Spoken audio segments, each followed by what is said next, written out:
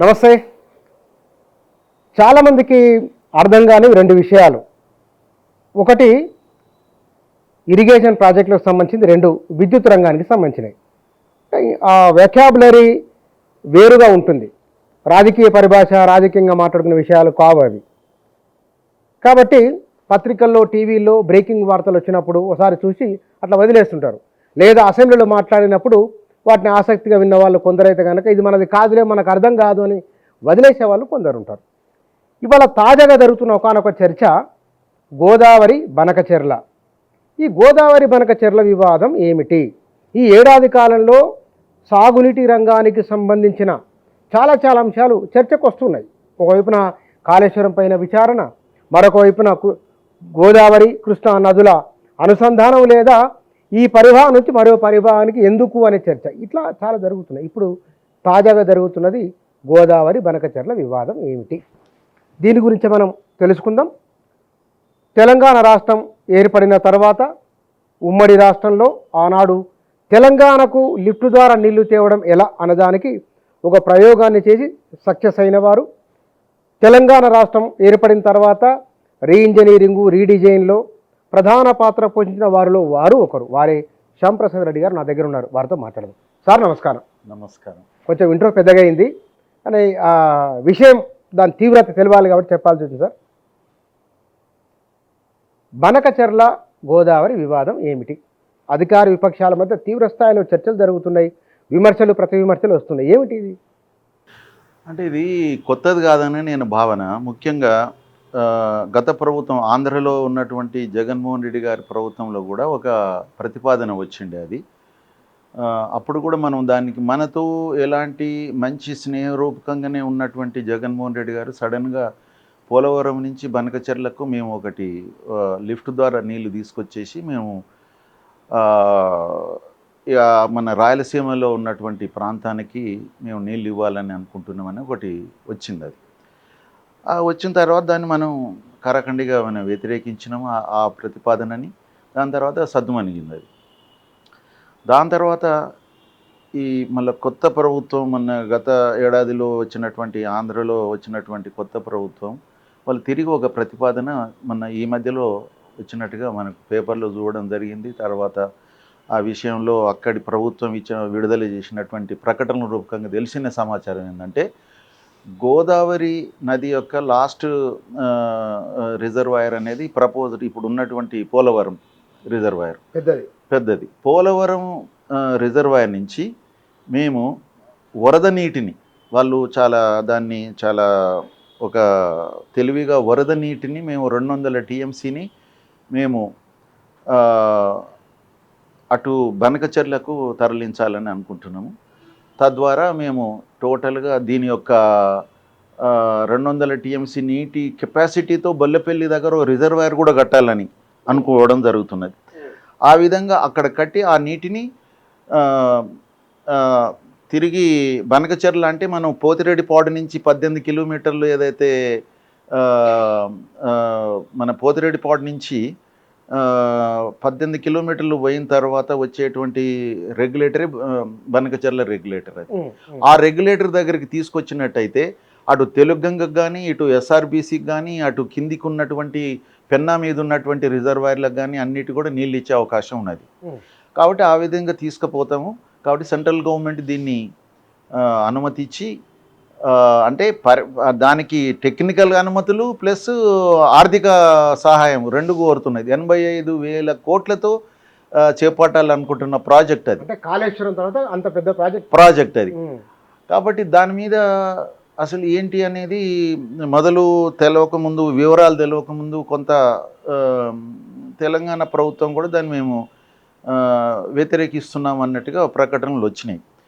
అయితే దాని తర్వాత మిగతా అందరు కూడా దాన్ని కొంత వ్యతిరేకిస్తాం మేము అన్నట్టుగా తెలంగాణ ప్రభుత్వం కానీ, తెలంగాణలో ఉన్నటువంటి పార్టీలు కానీ కొన్ని దాన్ని వ్యతిరేకిస్తాము అనేది నినాదంగా తర్వాత పవర్ ప్రజెంటేషన్స్ అవి జరుగుతున్నాయి. అసలు యాక్చువల్గా నేను ఒక ఇరిగేషన్ ఇంజనీర్ అనుకోండి, మన తెలంగాణ వాదులమే మనం అంతా. కానీ నేనేమంటున్నా అంటే పోలవరం నుంచి బనకచెర్లకు ఏదైతే ప్రపోజల్ ఉందో దాన్ని గుడ్డిగా వ్యతిరేకించకూడదు అనేది నా భావన. మా తెలంగాణ రిటైర్డ్ ఇంజనీర్స్ తీసుకున్నటువంటి నిర్ణయం గుడ్డిగా వ్యతిరేకించడం. అంటే అంటే అంటే మీరు పోలవరం టు బనకచెర్ల మీరు అంగీకరిస్తున్నారు? అంటే గుడ్డిగా వ్యతిరేకించడం అనేదానికి అంగీకరించ చాలా డిఫరెన్స్ ఉంటుంది. ఓకే, అంటే అంటే దీన్ని ఒక తర్కబద్ధంగా వ్యతిరేకించాలంటే ఎట్లా? అంటే కొన్ని కండిషన్స్. ఎట్లా, ఏమేమి? ఇప్పుడు నేను అనేది ఏంటంటే తెలంగాణ యొక్క ప్రాజెక్ట్ తెలంగాణ తర్వాతనే పోలవరం ఉంటుంది గోదావరిలో, అంతే కదా. మనది అయిన తర్వాతనే అక్కడికి చేరుతుంది. కాబట్టి మన ప్రాజెక్టుకి ఎక్కడ కూడా నష్టం ఉండదు అనేది ఒకటి ఒక సూచన. అయితే ఆ దిగువన ఎక్కడో పోలవరం నుంచి తీసుకుపోతుండే సముద్రంలో కలిసేటువంటి నీటిని మేము దాన్ని డైవర్ట్ చేసుకుంటున్నామని వాళ్ళు చెప్తున్నారు. కాబట్టి దాన్ని గుడ్డిగా వ్యతిరేకించకూడదు అని అంతే.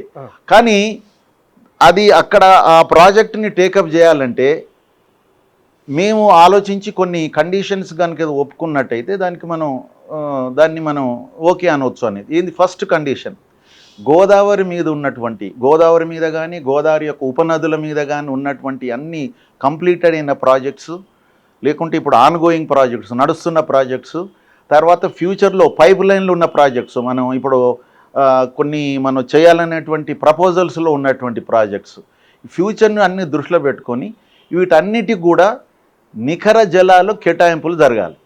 అన్నిటికీ గోదావరిలో నిఖర జలాలు కేటాయింపులు జరగాలి. ఇప్పుడు జరగనటువంటి ప్రాజెక్టులు ఇంకా ఉన్నాయి మన దగ్గర. ఇప్పటికి కూడా సీతారామ ప్రాజెక్టుకు నిఖర జలాలు ఇంకా కేటాయింపులు జరగలేదు, మనం పంపిస్తున్నాం కానీ. కాబట్టి ఆల్రెడీ అంటే ఎగ్జిస్టింగ్ ప్రాజెక్ట్స్, ఆన్గోయింగ్ ప్రాజెక్ట్స్, తర్వాత ప్రతిపాదనలో ఉన్నటువంటి ప్రాజెక్టులు అన్నిటి కూడా నిఖర గోదావరి జలాలు కేటాయింపులు జరగాలి. అంటే మనకు గోదావరికి బచావత్ కమిషన్ ఇచ్చినటువంటి దాని ప్రకారంగా మనం అనుకుంటున్నాం ఏంటంటే 950 టీఎంసీలు తెలంగాణకు వచ్చే అవకాశం ఉన్నది మన యొక్క వాటా కింద. పంచలేదు, 2 స్టేట్ల మధ్యలో పంచలేదు. ఒక ఆంధ్రప్రదేశ్కు 500 టీఎంసీల కంటే ఎక్కువ తీసుకోలేరు అనేది మన భావన. మనకున్నటువంటి 1400 చిల్లర ఉన్నటువంటి టీఎంసీలో మన ఆంధ్రప్రదేశ్కి వచ్చిన దాంట్లో మనకు 950, వాళ్ళకి 500 అనుకున్నాం మనం. సరే, 950లో 950 టీఎంసీలు ఇప్పటి వరకు ఉన్న ప్రాజెక్టులలో మనం ఎన్ని కేటాయింపులు జరిగిందో మనకు తెలుసుకొని బ్యాలెన్స్ ఏవైతే ఉన్నాయో మిగిలిపోయిన ఉన్నటువంటి ప్రాజెక్టులు అన్నిటికి కూడా ఆ విధంగా కేటాయింపులు జరగాలి. పక్కా మనకు ఎక్కడికి పోయినా మనం ఏదైనా ఆర్థిక సహాయం తీసుకోవాలన్నా కూడా నికర జలాల కేటాయింపులు ఉంటేనే మనకు ఎక్కడ ఏవైనా ప్రపంచ బ్యాంక్ కానీ, జపాన్ బ్యాంక్ కానీ, లేకుంటే ఈవెన్ మన దేశంలో ఉన్నటువంటి ఏషియా బ్యాంక్ కానీ, మన దేశంలో ఉన్నటువంటి ఇంకా వేరే ఫైనాన్స్ కంపెనీలు ఏవైనా ముందుకు వస్తాయి. అదొకటి ఫస్ట్ కండిషన్. అది రెండో కండిషను, పోలవరం నుంచి ఎన్ని టీఎంసీల నీళ్లు వాళ్ళు అటు బనకచెర్లకు తరలించాలనుకుంటున్నారో, గొల్లపల్లి రిజర్వాయర్ కట్టి బనకచెర్లకు తరలించాలనుకుంటున్నారు కదా, ఆ తరలించేది 200 టీఎంసీలు అని చెప్పేసి ఈరోజు అంటున్నారు. అందులో ఒకసారి 150 టీఎంసీలతో బొల్లపల్లి రిజర్వాయర్ అంటున్నారు, బొల్లపల్లి రిజర్వాయర్ 200 టీఎంసీకి అని అనుకుంటున్నారు. సరే, వాళ్ళు ఎంతైనా కట్టుకొని 200 టీఎంసీ పోలవరం నుంచి డైవర్ట్ చేస్తారు. ఈ డైవర్షన్కి ఎన్ని టీఎంసీలు అయితే పెన్నా బేసిన్కు వాళ్ళు డైవర్ట్ చేస్తారో అన్ని టీఎంసీల నీళ్లు మనకు ఇప్పుడు బచావా తర్వాత బ్రిజేష్ ట్రిబ్యునల్ నడుస్తున్నది. బ్రిజేష్ ట్రిబ్యునల్లో ఈరోజు మనకు 2 రాష్ట్రాల మధ్యలో ఆ నీటిని పంపకాలు చేయాలి. ఇప్పుడు జరుగుతున్న ప్రాసెస్ అది కృష్ణ సంబంధించి. సరే, ఇప్పుడు 811 బ్రిజేష్ ఇచ్చినటువంటి మన బచావత్ ప్రకారంగా ఉండే సమైక్య ఆంధ్రప్రదేశ్. అయితే ఇప్పటి వరకు మన వాళ్ళు మరి ఎందుకు అనుకుంటున్నారేమో కానీ మనకు తెలంగాణకు 299, 512 ఆంధ్రకు కేటాయింపులు అనుకుంటున్నారు. ఆ కేటాయింపులు కాదు అసలు. అది 811కు 2 రాష్ట్రాల మధ్యలో ఎక్కడ కూడా అఫీషియల్గా పంపకం జరగలేదు. ఇప్పుడు ఆ పని బ్రిజేష్ చేస్తున్నది. బ్రిజేష్ ఇచ్చినటువంటి దాన్ని మళ్ళీ బ్రిజేష్ చేస్తున్నది ఇప్పుడు 2 రాష్ట్రాల మధ్యలో పంపకం. అప్పటి వరకు తెలంగాణ ఎప్పుడైతే ఏర్పడ్డదో 14లో, మరి అప్పటి వరకు ఏ విధంగా పంచుకోవాలి నీటిని అన్నప్పుడు అప్పుడు విద్యాసాగర్ రావు గారు ఏమన్నారంటే, మనము కేటాయింపులు కాకుండా నీటి వినియోగం ఎట్లయితుంది ప్రస్తుతం తెలంగాణ ప్రాజెక్టులకు, ఆంధ్ర ప్రాజెక్టులకు నీటి వినియోగం ఏ విధంగా జరుగుతున్నదో మనం తెలంగాణ ప్రాజెక్టులు కంప్లీట్ అయ్యేంత వరకు అంతకంటే ఎక్కువ ఇచ్చినా మనం ఎక్కువ వినియోగం చేసుకోలేం కదా. ఇప్పుడు ఉన్నటువంటి ప్రాజెక్టులకు ఎంత వినియోగం అవుతుందో ఆ ప్రకారంగా ఇప్పుడు మనం ఈ సంవత్సరానికి మనం ఆ విధంగా నీటిని వినియోగించుకుందామని అన్నారు. అలొకేషన్ కాదు, అది వినియోగం. ఆ విధంగా ఆ రోజు జరిగినటువంటి దాని ప్రకారంగా మనకు 299 512 అనుకున్నారు. అట్లా కూడా రాలేదు, 267 వచ్చింది మనకు. అట్లా కూడా తగ్గించారు మనకు. మైనర్ ఇరిగేషన్లో 45 టీఎంసీలు మనకి ఏదో సేవింగ్ అని చెప్పేసి అది కూడా తగ్గించారు వాటర్ మనకు.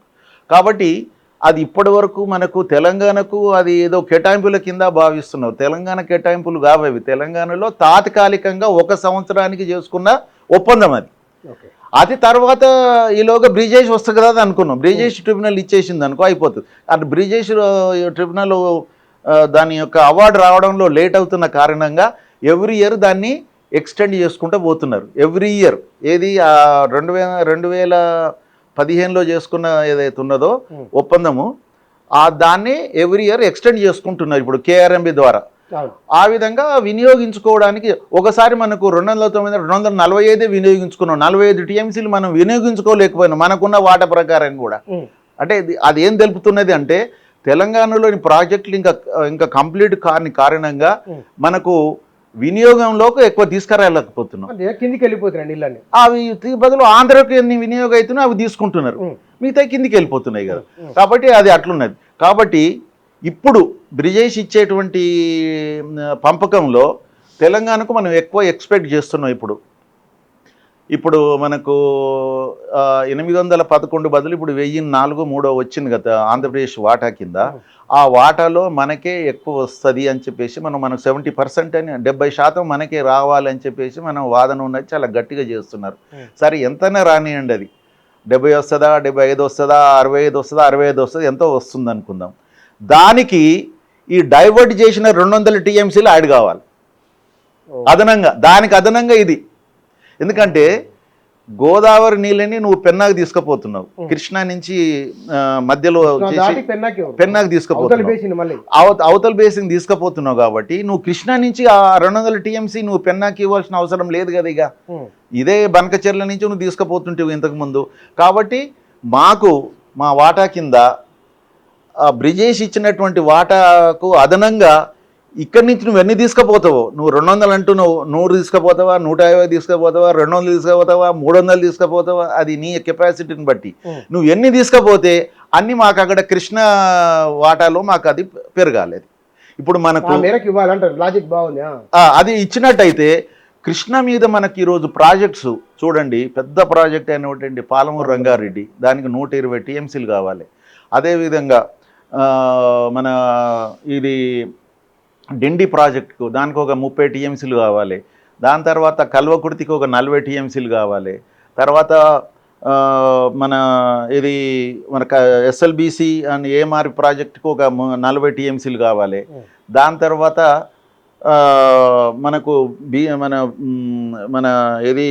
మన జూరాల మీదనే అటు ఉన్నటువంటి ప్రాజెక్టు, ఇది మన రైట్ సైడ్ ఉన్న ప్రాజెక్టు, దానికి ఒక 20 టీఎంసీలు కావాలి. మరి ఇవన్నీ ఎప్పుడు వీలవుతుంది? మనకు బచావత్ మన బ్రిజేష్ ట్రిబ్యునల్లో మనకు ఎక్సెస్ వాటర్ వచ్చినప్పుడు, దాని తర్వాత ఒకవేళ వీళ్ళు కనుక డైవర్ట్ చేసుకపోతే ఆ నీళ్ళు కనుక వచ్చినట్టయితే అన్నిటికీ మనకు నికర జలాలు ఇచ్చుకునేటువంటి అవకాశం ఉంటుంది. నికర జలాలు ఇచ్చుకునే అవకాశం ఉంటుంది, వెళ్ళొచ్చు. అందుకని నేను గుడ్డిగా వ్యతిరేకించకూడదు అని పదం వాడిన. అయితే ఇక్కడ జస్టిఫై చేస్తున్నాను మీరు ఎందుకు గుడ్డిగా వ్యతిరేకించొద్దో. మరి రాష్ట్ర మంత్రి ఆ ప్రతిపాదనను వ్యతిరేకిస్తున్నారు. ఇది తెలంగాణ ప్రయోజనాలకు నష్టదాయకమని అంటున్నారు వారు. అయితే నేను మంత్రి గారి యొక్క స్టేట్మెంట్ కూడా చూశాను. తర్వాత ఇంకొక కండిషన్ చెప్తే మీకు అర్థమవుతుంది.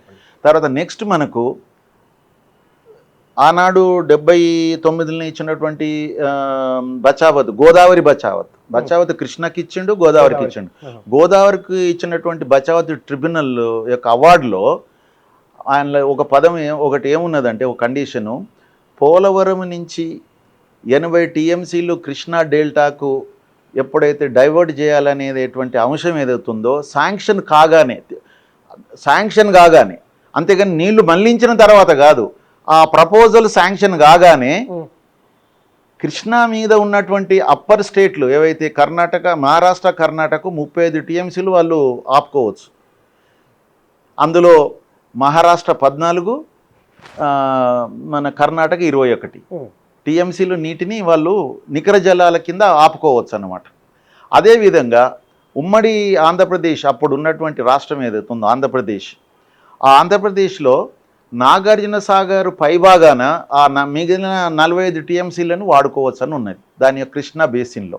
కాబట్టి నాగార్జున సాగర్ అప్స్ట్రీమ్లో కృష్ణా బేసిన్ అంటే దాదాపు 90% తెలంగాణ ఉన్నది. కాబట్టి ఆ 45 టీఎంసీలు కూడా తెలంగాణకే అలకేట్ చేయాలని చెప్పేసి కూడా మనం కోరుతున్నాం మనం ఇప్పుడు. ఎందుకంటే ఇది ఆ పద్ధతుల్ని మనం కోరుతున్నాం.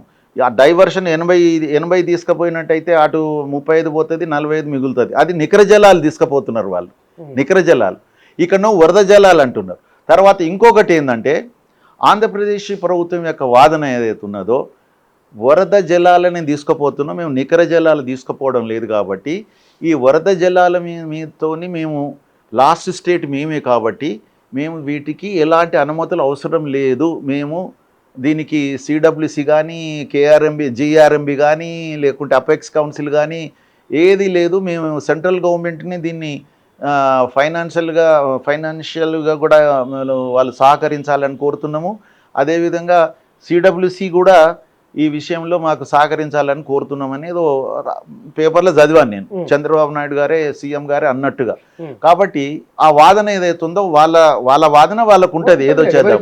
కాబట్టి మన మంత్రి గారు ఇచ్చినటువంటి దాంట్లో మేము గట్టిగా మంత్రి గారు చెప్పిన దాన్ని మేము గట్టిగా సమర్థిస్తున్నాం. మా వాదన కూడా అదే. ఏంటిదంటే మీరు ఏదన్నా కానివ్వండి, గోదావరి మీద ఒక ప్రాజెక్టుని మీకు అప్రూవల్ కావాలంటే ఫస్ట్ ఆఫ్ ఆల్ జిఆర్ఎంబి అంటే గోదావరి యొక్క బోర్డు ఉంది కదా, రివర్ బోర్డు ఉన్నది కదా, ఆ బోర్డు యొక్క ఫీజిబిలిటీ స్టడీ, అది సాధ్యమా అసాధ్యమా, సాధ్యాసాధ్యాల రిపోర్టు అది ఇవ్వాలి. తర్వాత హైడ్రలాజికల్ క్లియరెన్స్, తర్వాత సిడబ్ల్యూసి ఇస్తుంది. ఈ రెండు ఇచ్చిన తర్వాత అపెక్స్ కౌన్సిల్ దానికి అప్రూవల్ చేయాలి ఏ ప్రాజెక్ట్ అయినా. ఇవన్నీ అప్రూవల్స్ ఇంకా ఎక్కడెక్కడ అప్రూవల్స్ తీసుకోవాలనో అన్నిటినీ, పర్యావరణ అప్రూవల్ ఇవన్నీ ఉంటాయి కదా, ఇవన్నీ అప్రూవల్స్ ఏవైతే అన్నీ అయిన తర్వాతనే ఆ ప్రాజెక్టుని చేపట్టాలి అనేది ఒక ఇవన్నీ అప్రూవల్స్ అవసరము అని వారు అన్నారు. అది కూడా దాన్ని మేము ఇన్సిస్ట్ చేస్తున్నాం. సరే నువ్వు తీసుకుపో, కానీ ఏదైనా కూడా ఓ పద్ధతిలో జిఆర్ఎంబి నుంచి నీకు సాధ్యాసాధ్యాలు రిపోర్టు, తర్వాత హైడ్రలాజికల్ క్లియరెన్స్, దానివల్ల upper riparian rights, lower riparian rights అన్నీ వాళ్ళు చూసి నీళ్ళు ఉన్నాయా లేవా అని చూసి వాళ్ళు ఇస్తారు కదా. ఆ విధంగా వాళ్ళు ఇచ్చిన తర్వాత అపెక్స్ కౌన్సిల్లో అది అప్రూవల్ కావాలి ఆ ప్రాజెక్టు. అప్పుడు మీరు టేకప్ చేయండి. మేము కూడా ఏం కోరుతున్నామంటే ఆ ప్రాజెక్టు డెఫినెట్గా సెంట్రల్ గవర్నమెంట్ టేకప్ చేసినట్టయితే మనం అడిగే హక్కు వస్తుంది దానికి.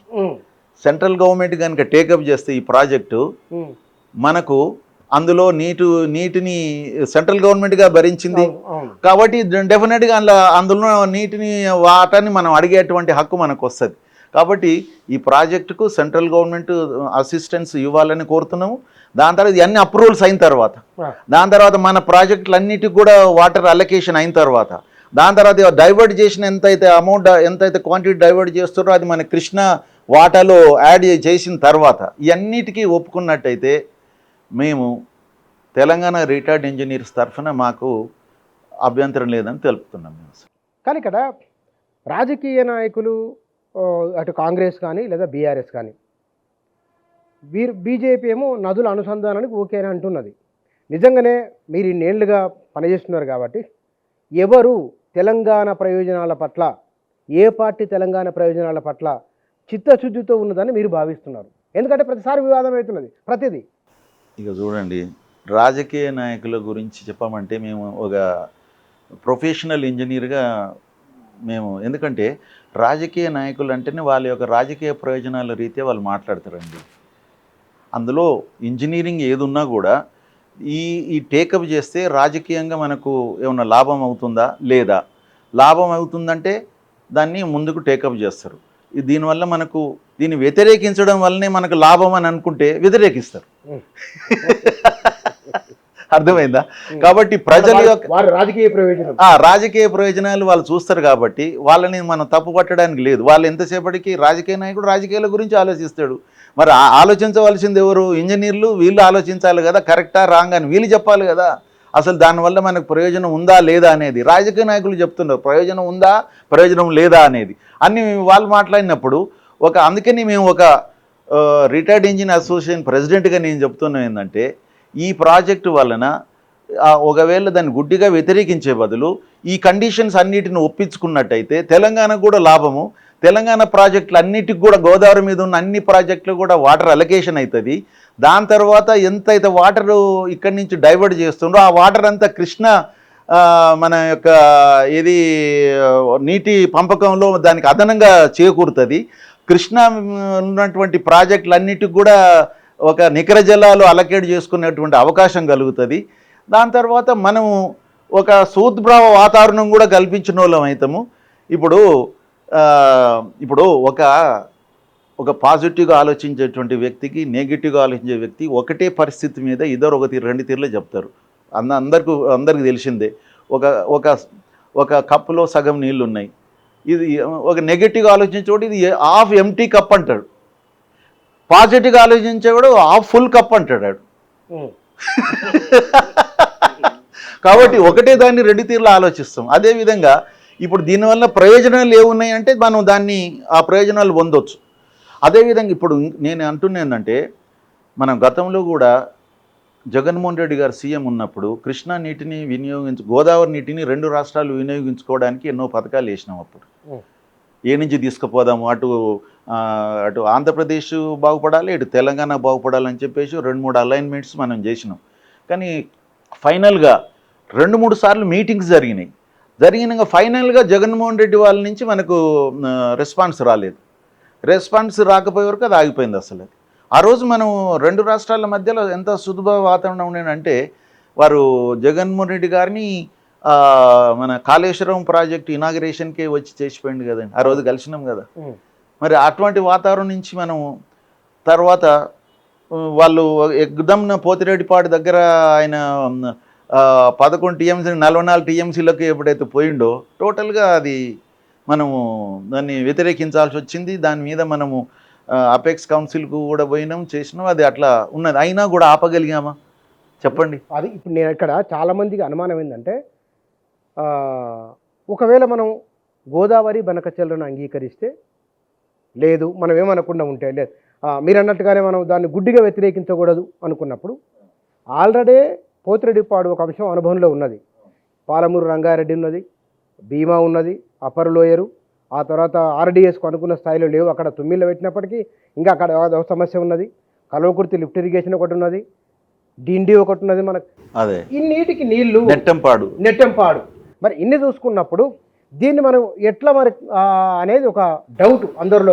అందుకని మనం ఏం చెప్తున్నాము, మనకు ఇక్కడి నుంచి ఎంత అయితే డైవర్ట్ చేస్తాడో అంత డైవర్ట్ చేసిన క్వాంటిటీని మనం మన యొక్క అఫీషియల్గా మన యొక్క తెలంగాణ వాటా కింద కృష్ణా నీటిని తెలంగాణ వాటా కింద మనకు అదనంగా యాడ్ చేయాలి. దాన్ని మనకు అక్కడ ఎంతో వచ్చిందనుకోండి, వచ్చినాయి ఇప్పుడు అక్కడ 1000లో మనకు 700 వచ్చినాయో ఎంతో వచ్చినాయి అనుకుందాం. 700కి 200 యాడ్ అయ్యి 900 అవుతాయి. అప్పుడు సాధ్యమయ్యేదేనా? ఇది వినడానికి బాగుంది, అవును సాధ్యమవుతుందా? అది కండిషన్. మనం దిస్ ఈజ్ అవర్ కండిషన్. ఈ కండిషన్ అయినట్టయితే మేము ఒప్పుకుంటాం అన్నప్పుడు మేము అంత ఇవ్వలేమండి, 150 ఇస్తామంటారో లేకుంటే ఏమంటారో దాన్ని మనము అది సెంట్రల్ గవర్నమెంటే దీన్ని ఎటువైపు బ్రిజేష్ చూస్తున్నాడు కాబట్టి ఇది బ్రిజేష్కి లింక్ చేసేస్తే ఆ వాటర్ని మనకు అఫీషియల్గా దీనికి లింక్ చేసేస్తారు. అది నేను అనేది మన వైపు నుంచి ఇది కండిషన్. బాల్ వాళ్ళ కోర్టులో ఇద్దాము, వీఆర్ నాట్, మేము బ్లైండ్గా వ్యతిరేకిస్తలేమండి, ఈ కండిషన్స్ ఒప్పుకున్నట్టయితే మాకు అభ్యంతరం లేదా అంటాము అన్నప్పుడు అక్కడి నుంచి రావాలి కదా. ఇక్కడ రాజకీయంగా సందర్భం కాదు, కానీ ఒకవేళ కాంగ్రెస్ గవర్నమెంట్ ఇవాళ ముఖ్యమంత్రి రేవంత్ రెడ్డి ఒప్పుకుంటే చంద్రబాబు నాయుడు రేవంత్ రెడ్డి ఇద్దరు పాత దోస్తులు కాబట్టి అందువల్ల చేసిండు అనే అవకాశం కూడా ఒకటి ఉన్నదేమో కదా. అంటే నేను అట్లా అనుకున్నా కూడా డెప్త్లో స్టడీ చేసినప్పుడు ఈ కండిషన్స్ కనుక ఫుల్ఫిల్ చేసిర్రంటే ఈ 200 టీఎంసీల నీళ్లు మన కృష్ణాలో మనకు యాడ్ అవుతున్నాయి కదా. ఎక్కడ ఇస్తున్నాం మనం? ఇక్కడి నుంచి వాడు తీసుకుపోయే నీళ్ళు మనం ఇక్కడ కృష్ణాలో వాడుకుంటున్నాం కదా. ఇప్పుడు అందుకనే అప్పుడు ఆంధ్ర గవర్నమెంట్ ఏమనొచ్చు అంటే మేము కష్టపడి మేము నీళ్ళు తీసుకొస్తే మీరు ఇక్కడి నుంచి తీసుకుంటారా, ఆ పదం రాకుండా ఉండడానికి ఈ ప్రాజెక్టు సెంట్రల్ గవర్నమెంట్ టేకప్ చేసింది అనుకో, అప్పుడు మనకు హక్కు ఉంటుంది. అది నేను అనేది. వాళ్ళ మీద భారం పడదు, దాని తర్వాత మనకు ఆ నీటిని మనం ఇక్కడ ఆపుకునేటువంటి అవకాశం కూడా ఉంటుంది కృష్ణాలో వచ్చేటువంటి నీటిని. కాబట్టి అందుకనే అటు ఆంధ్రప్రదేశ్కు మీద భారం పడకుండా తెలంగాణ ప్రభుత్వం మన తెలంగాణ ప్రజలకు అన్యాయం జరగకుండా ఉండాలంటే that project should be taken up by the central government. అదేవిధంగా మనకు ఆ 200 టీఎంసీలు మనకు యాడ్ అయినాయి అనుకోండి, ఇది బాగుంటుంది కదా. సరే ఇప్పుడు అఫీషియల్గా చాలామంది కొంత ముందుకు రాకపోవచ్చు, కానీ చాలామంది రాజకీయ నాయకులు కూడా నాతో మాట్లాడినప్పుడు ఇది బాగున్నదండి అని అన్నారు నాతో. అన్ని రాజకీయ నాయకులు, ఏదో ఒక పార్టీతో సంబంధం లేదు ఇది. నేను మీరు అంటే మేము చర్చించినప్పుడు, ఇంకా అఫీషియల్ కాదు, చర్చించినప్పుడు ఇది బాగుందండి, మనం అనవసరంగా మనం వ్యతిరేకించే బదులు వ్యతిరేకిస్తే ఎవరికి లాభం అయితే లేదు కదా. విన్నప్పుడైతే బాగుందని అనిపిస్తున్నది మరి. అదే కాబట్టి మనం ఇటు ఇచ్చినట్టయితే ఒక సుహృద్భ వాతావరణం ఉంటుంది. దాని తర్వాత అందుకు కూడా మనం కూడా ఏమంటున్నాం, తెలుగు సెంట్రల్ గవర్నమెంట్ టేకప్ చేయాలని కూడా అంటున్నాం, వాళ్ళ మీద భారం పడకుండా. అప్పుడు మనం ఎప్పుడైతే అంటదో వాళ్ళ మేము నీళ్లు కష్టపడి తెచ్చుకున్నాం, కష్టమైంది సెంట్రల్ గవర్నమెంట్ చేసింది కాబట్టి ఆ నీళ్ళు నువ్వు తీసుకుపో, ఈ నీళ్ళు మేము ఇక్కడ ఆడుకుంటాం. ఉభయతారకం, ఇద్దరికి మంచి, 2 తెలుగు రాష్ట్రాల్లో ఇద్దరికి అది ఉంటుందని మేము భావిస్తున్నా. కాబట్టి ఆంధ్రప్రదేశ్ వాదన ఏదైతే ఉన్నదో ఇది వరద నీరు కాబట్టి దీనికి ఎలాంటి అనుమతులు అవసరం లేదనేది అది అర్ధరహితం. అది కానీ ఒక మాట ఇక్కడ లాజిక్ చూద్దాం. తాము తీసుకున్నది వరద నీళ్ళు అనుకున్నాం, మీరు పైన కాళేశ్వరం ఉంది, సీతారామ ఉంది, శ్రీరామ్ సాగర్ ఉంది, దానిపైన నిజాం కట్టింది వంజీరణ, నిజాం సాగర్ ఉంది, ఇవన్నీ మీకున్న ఎట్లాగో. తర్వాత తక్కువలకు మళ్ళా తుమ్మిడిటి దగ్గర ఒకటి ఉంది, తర్వాత కుప్టి దగ్గర ఒకటి కట్టున్నారు కదా. ఇట్లా గోదావరి నది ఉపనదుల పైన మీరు పైన ఉన్నారు బాగానే, కింద మేము తీసుకున్నవి వరద నీళ్ళు, సముద్రంలో పోయే నీళ్ళు, అవి మేము తీసుకున్నదే సముద్రం పోయే నీళ్ళు, కృష్ణా మీకు ఎందుకు ఇస్తాం అని అన్నారు అనుకో, ఏమిటి అంటే మనం అనేది ఏంటంటే ఇది కేంద్ర ప్రభుత్వం టేకప్ చేయాలని మేము అందుకనే కోరుతున్నాం దీన్ని. ఎందుకంటే ఇది ఇద్దరికీ భారం కాకుండా ఉండవలసిన అవసరం ఉన్నది. కేంద్ర ప్రభుత్వమే అనుకోవచ్చు కదా, మీకు వరద నీళ్లు అటు డైవర్ట్ చేసేసి మీకు ఆ నీళ్లు అన్న అవకాశం ఉంది కదా. కాబట్టి ఇంకొకటి వరద నీరు అన్నా కూడా, ఇప్పుడు వరద నీరు కూడా కొన్ని రోజుల తర్వాత నీకు అది హక్కుగా మారుతుంది. ఇప్పుడు మనం వరద నీరు మీటిని మనం అన్ని ప్రాజెక్టు టేకప్ చేసినాం అని అంటున్నాం కృష్ణ మీద, దాని తర్వాత మనం దానికి హక్కుగా అడుగుతున్నామా లేదా, మనకి కొన్ని రోజుల తర్వాత ఆయన హక్కుగా అడిగేటువంటి అవకాశం కూడా ఉంటుంది కదా తర్వాత రెగ్యులర్ అయిన తర్వాత.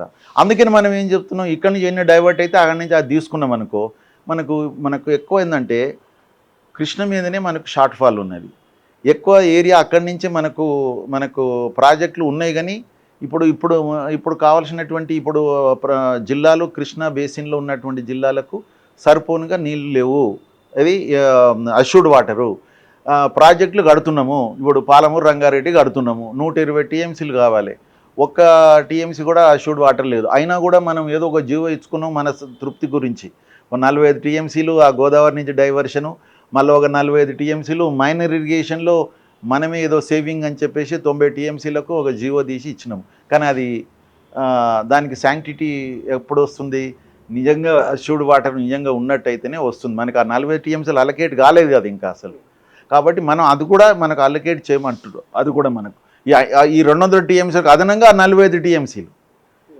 కాబట్టి ఈ విధంగా కొంత తెలంగాణ యొక్క నీటి లభ్యత మీద ఉన్నటువంటి ఏదైతే షార్ట్ ఫాల్ ఉందో కృష్ణా బేసిన్లో అది తీరుతుంది. తర్వాత మనం కూడా కింది రాష్ట్రానికి సహకరించిన వాళ్ళమైతాము. దీనివలన ఒక 2 రాష్ట్రాల మధ్యలో కూడా ఒక శుభ్ర వాతావరణము, 2 రాష్ట్రాలు కూడా బాగుంటుందని నేను అనుకుంటున్నాను, నేను భావిస్తున్నాను. తెలుగు వాళ్ళే కాబట్టి మంచిదే, మన వాళ్ళకి ప్రయోజనం జరుగుతుందిగా, ఇబ్బంది ఏమి ఉండదు. కానీ పాలమూరు రంగారెడ్డి అనుకున్న సమయంలో పూర్తయ్యే అవకాశం ఉన్నదా? ఎందుకంటే ఎక్కడనే ఉన్నాయి, ఏం కాలేదు. అంటే ఇప్పుడు ఎట్లున్నదంటే గోదావరి మీద ఉన్న ప్రాజెక్టులకు చక్క మనకు అష్యూర్డ్ వాటర్ ఉంది కాబట్టి అక్కడ మనకు ఇప్పుడు ఏది కాళేశ్వరం ప్రాజెక్ట్ అనుకోండి, ఎంత మనకు ఎన్ని ఫైనాన్సింగ్ ఏజెన్సీస్ ముందుకు వచ్చినాయి మనకు లోన్ ఇవ్వడానికి. మరి కృష్ణ మీద లేదు కదా, ఎందుకంటే అష్యూర్డ్ వాటర్ లేదు కదా. అష్యూర్డ్ వాటర్ లేదు కాబట్టి మనకు అవి కంప్లీట్ చేయాలన్నా ఎక్కడి నుంచి ఏమన్నా తెచ్చుకోవాలన్నా మనకు అది వీలు లేదు. ఎప్పుడైతే ఈ అష్యూర్డ్ వాటర్ మనకు వస్తుందో, దానికి ఒక నికర జలాలు ఎప్పుడైతే కేటాయింపులు జరుగుతాయో అప్పుడు మనకు ఒక ఈ ఫైనాన్స్ ఏజెన్సీస్ ముందుకు వస్తాయి ఇవ్వడానికి. అట్లా మనం వాటిని కంప్లీట్ చేసుకోగలుగుతాం. ఒక ప్రభుత్వం నుంచి ఫైనాన్షియల్గా ప్రాబ్లం ఉన్నది కాబట్టి ఇప్పుడు. అదేవిధంగా సెంట్రల్ గవర్నమెంట్ కూడా దీనికి తప్పకుండా పాలమూరు రంగారెడ్డిని కూడా ఒక కేంద్రం టేకప్ చేసి ఇట్లా పోలవరంగానికి కౌంటర్ పార్ట్గా తెలంగాణలో ఒక ప్రాజెక్టు తీసుకొని చేస్తామని చెప్పేసి ఎన్నికల హామీలు చాలా ఇచ్చారు, అందరు ఇచ్చారు. మోడీ గారు ఇచ్చారు, తర్వాత అందరూ వచ్చినప్పుడల్లా మాట్లాడారు. కానీ ఇప్పటికైనా దాన్ని పాలమూరు రంగారెడ్డిని టేకప్ చేసి సెంట్రల్ గవర్నమెంట్ దాన్ని కంప్లీట్ చేసినట్టయితే ఒక 12.5 లక్షల ఎకరాలకు నీరు వచ్చేటువంటి అవకాశం ఉన్నది కదా. దాంతో మనకు దక్షిణ తెలంగాణలో ఒక పెద్ద ప్రాజెక్టు కూడా టేకప్ చేసినట్టు అవుతుందని నేను భావిస్తున్నాను. కానీ కాంగ్రెస్ వచ్చిన తర్వాత బీఆర్ఎస్ ఉన్న 10 ఏళ్ల కాలంలో కాళేశ్వరము లేకపోతే కనుక పాత పెండింగ్లు పూర్తి చేయడం ప్రయత్నం జరిగింది. పరస్పరం విమర్శ ప్రతి విమర్శలే ఎక్కువ ఎక్స్పోజ్ అవుతున్నాయి తప్ప నిర్దిష్టంగా ఇరిగేషన్ విషయంలో ఒక కార్యాచరణ ఉందా అనే ఒక ప్రశ్న వస్తున్నది. ఇప్పుడు వస్తున్నది. కార్యాచరణ ఎప్పుడు ఉంటుంది, ఆచరణ ఉండదు. కార్యాచరణ ఉంటుంది అంటే ప్రోగ్రామ్ ఉంటుంది, కానీ దాన్ని ఆచరించాలన్నప్పుడు ఫైనాన్షియల్ అవి ఉన్నాయి. అవి ముఖ్యమంత్రి గారు ఇటీవల కొంత మన తెలంగాణ ప్రజానీకానికి వాస్తవాలు చెప్పడం జరిగింది. కాబట్టి అవి మనం మన యొక్క ఆర్థిక స్థితిగతులను పెంపొందించుకోవడానికి చేయవలసిన కార్యక్రమాలు చేయాలి. ప్రభుత్వ ఆదాయం మొదలు పెరగాలి. అదేవిధంగా కేంద్రం కూడా మనకు అసిస్టెన్స్ ఇచ్చినట్టయితే బాగుంటుంది. ఇప్పుడు ఒక ప్రజల్లో ఒక నానుడి ఏంటంటే ఆంధ్రప్రదేశ్కు చాలా ఇస్తున్నది, తెలంగాణకి ఏమి ఇస్తలేదు అనేది ఒకటి వస్తున్నది. ఇప్పుడు ఇంత పెద్ద ప్రాజెక్ట్ కూడా మనకి ఎట్లా అంటే 85,000 కోట్ల ప్రాజెక్టుకు వాళ్ళు ఓకే అంటున్నారు, అది అంటున్నారు. అక్కడ సెంట్రల్ గవర్నమెంట్లో వాళ్ళు ఇది జలశక్తి మినిస్ట్రీ కానీ ఫైనాన్స్ వాళ్ళందరూ కూడా సరే మేము తప్పకుండా చూస్తాం, డిపిఆర్ పంపించండి అది ఇదేని అంటున్నప్పుడు అంటే అక్కడ చాలా పాజిటివ్గా ఉన్నది.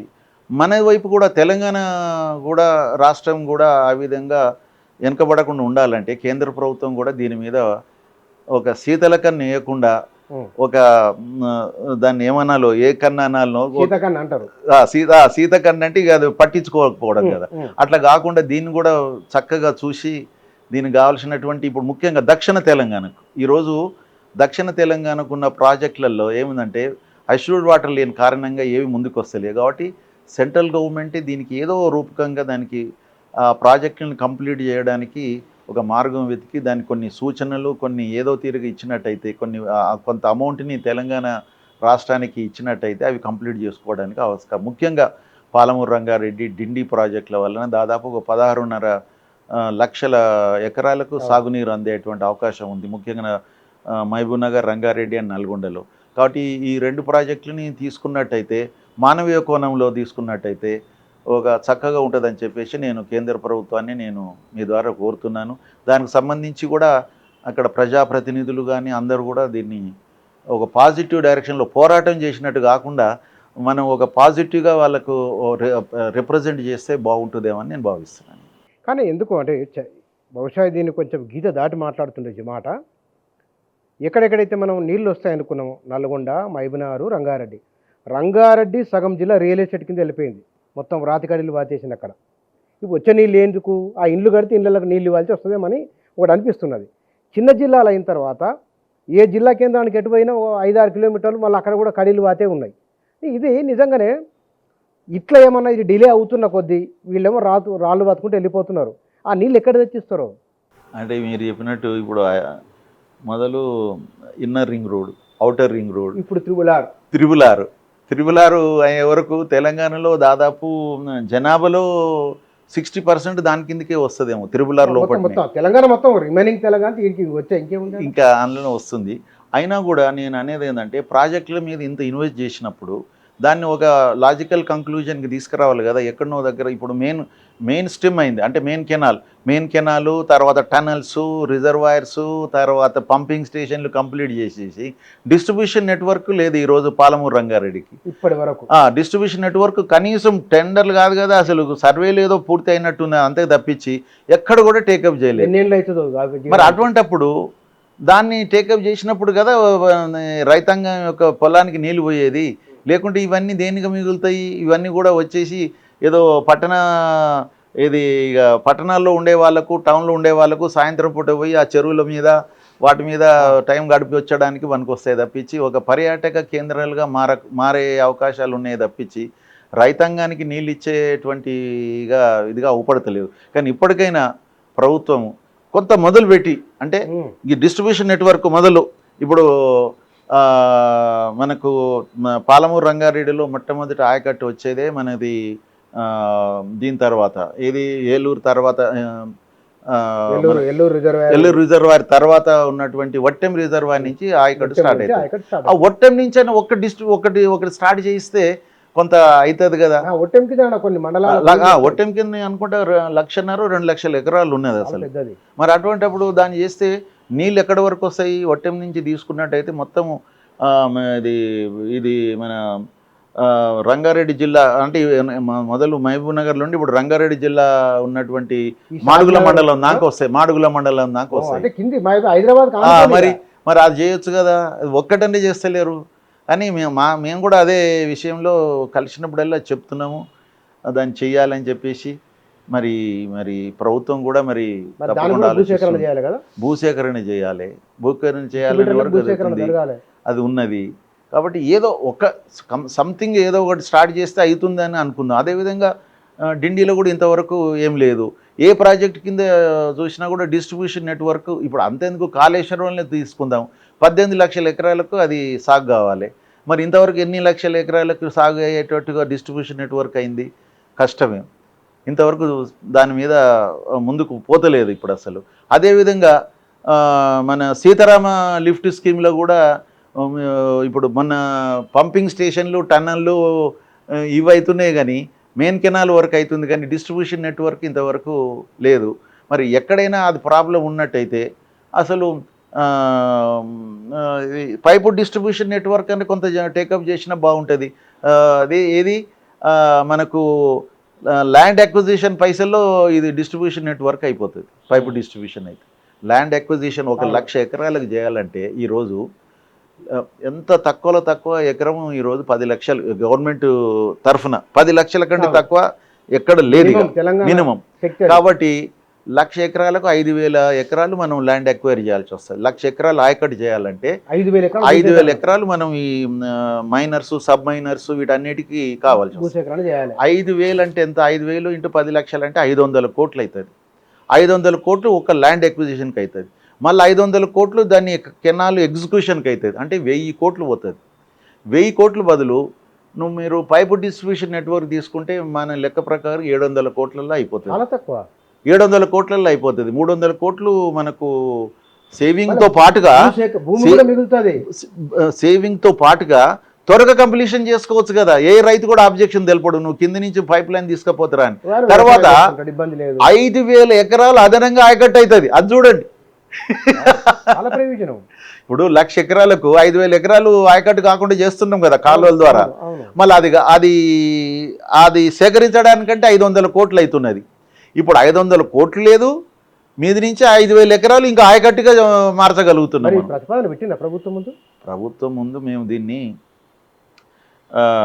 లాస్ట్ టైం గత ప్రభుత్వం ముందు పెడితేనే ఆ లాస్ట్కు ఏదో ఓ దగ్గర ఇది కాళేశ్వరం ప్రాజెక్ట్ కింద 1920 ఒక ప్రాజెక్ట్ని కన్వర్ట్ చేశారు పైప్ లైన్ కింద. ఒక 1.7 crores 1,75,000 ఎకరాలు ఉన్నటువంటి ఒక డిస్ట్రిబ్యూషన్ని పైపు డిస్ట్రిబ్యూషన్గా కన్వర్ట్ చేసి పని జరుగుతుంది. ఇంతవరకు కమిషన్ కాలేదు. అది కమిషన్ కాలేదు. అక్కడికి ఇంకా నీళ్ళు రాలేదు. ప్రాజెక్ట్ నీళ్ళు రావాలి కదా, అది కూడా కమిషన్ కాలేదు. నతనడక నడుస్తున్నట్టు తెలుస్తున్నది. కాబట్టి మేము ఇప్పుడు మధ్యప్రదేశ్లో కానీ ఎక్కడ కానీ మా ఒరిస్సాలో కానీ ప్రాజెక్టు ఇరిగేషన్ ప్రాజెక్టుకు పైపు డిస్ట్రిబ్యూషన్ నెట్వర్క్తోనే వాళ్ళు శాంక్షన్ చేస్తున్నారు. ఎస్పెషల్లీ మేము ఇటీవల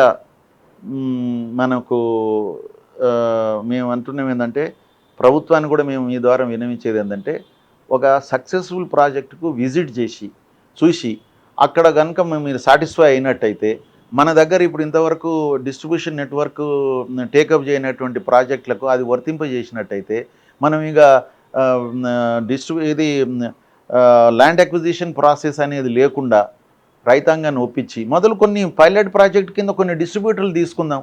ఆ ప్రకారంగా ప్రజలకు ఈలోగా రైతాంగానికి మనం ట్రైనింగ్ ఇస్తలేమండి. ఇప్పుడు కాళేశ్వరం ప్రాజెక్టు 1,00,000 కోట్ల పైన ఖర్చు పెట్టినాం. అది ఎంతండి? ఒక 1,000 రూపాయలు కూడా రైతులకు ఒక మీటింగ్ పెట్టి మనం ఖర్చు పెట్టలేదు. అసలు ఈ ప్రాజెక్ట్ యొక్క ఉద్దేశం ఏంది, దానివల్ల ఏ పంటలు పండించుకోవాలి, ఎట్లుండాలనే దాని మీద మన వాలంటీర్ లాంటి మనకు ఆర్గనైజేషన్లు ఉన్నాయి మనకు. ఆ వాలంటీర్ని వాడుకొని రైతాంగానికి మనము ప్రాజెక్టు కంటే నీళ్ళు ఇచ్చే కంటే ముందే వాళ్ళని తయారు చేయాలి కదా, మోటివేట్ చేయాలి కదా. ఆ మోటివేషన్ చేయడానికి వాలంటీర్ లాంటి సంస్థలు ఉన్నాయి కదా, అవి నిర్వీర్యంగా ఉన్నాయి. అవి రైతాంగానికి ఏం ట్రైనింగ్ ఇస్తున్నాం మనం అసలు? ఇప్పుడు వాటర్ యూజ్ ఎఫిషియన్సీ రావాలంటే పైప్ డిస్ట్రిబ్యూషన్ నెట్వర్క్తో బ్రహ్మాండంగా వస్తుంది. అక్కడ పండించవలసిన పంటలు ఏంటిది మనం డిజైన్ చేసింది దేనికి? అన్ని లిఫ్ట్ స్కీములు తెలంగాణలో డిజైన్ చేసింది ఆరుతడి పంటలకు. కాళేశ్వరం వరికి ఎక్కడ లేదు, 1 ఎకరం లేదు లిఫ్ట్ స్కీములలో. అటువంటిప్పుడు ఈరోజు నీళ్ళు ఇవ్వగానే వాళ్ళు వేసుకునేది వరి వేస్తున్నారు. వరి వేయడం వల్ల ఏమవుతుంది, ముందున్నటువంటి వాళ్ళకి నీళ్ళు వస్తాయి, వెనుకకు మళ్ళీ టేల్ ఎండ్ ప్రాబ్లమ్స్ వస్తున్నాయి.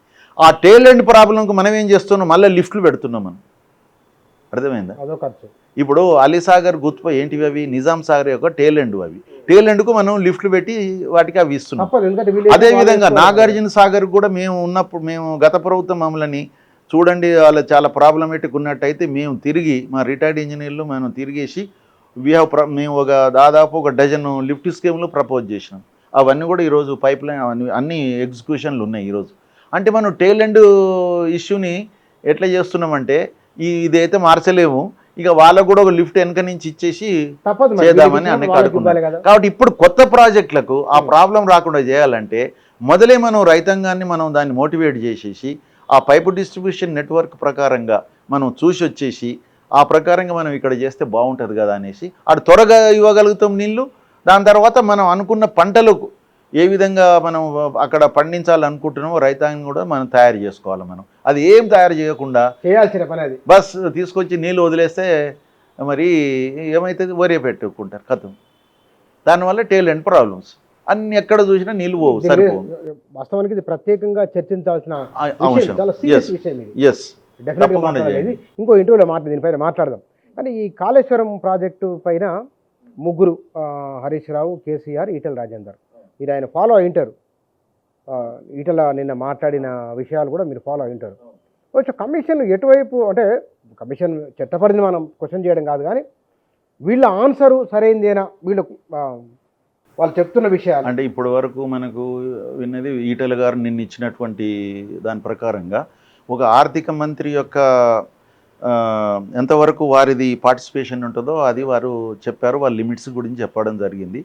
తర్వాత వారు చెప్పిన దాంట్లో ఒకటి ఏంటంటే, అసలు మనము తుమ్మడిహట్టి నుంచి మేడిగడ్డకు రావడానికి ఒక క్యాబినెట్ సబ్ కమిటీ వేయడం జరిగింది. అందులో హరీష్ రావు గారి నాయకత్వంలో ఈటెల గారు, తర్వాత తుమ్మల గారిని అలా కమిటీలో ఉన్నారు. వాళ్ళు ముగ్గురు కూడా స్టడీ చేసి క్యాబినెట్కు వీళ్ళు ఇచ్చినటువంటి రిపోర్ట్ ప్రకారంగానే అది ఇక్కడికి మార్చబడ్డదని చెప్పేసి వారు చెప్పడం జరిగింది. అది కూడా వాస్తవమే ఉంటుంది అది. ఎందుకంటే సబ్ కమిటీ ఇచ్చిన రిపోర్ట్ ప్రకారమే క్యాబినెట్ నిర్ణయం తీసుకుంది. క్యాబినెట్ నిర్ణయం తీసుకుంది కాబట్టి ఆ ప్రకారమే క్యాబినెట్ కూడా ఆ ప్రపోజల్స్ ఏవైతే వచ్చినాయో, ఇంజనీర్ల నుంచి వచ్చిన ప్రపోజల్సే కదా వాళ్ళు నిర్ణయం తీసుకున్నది.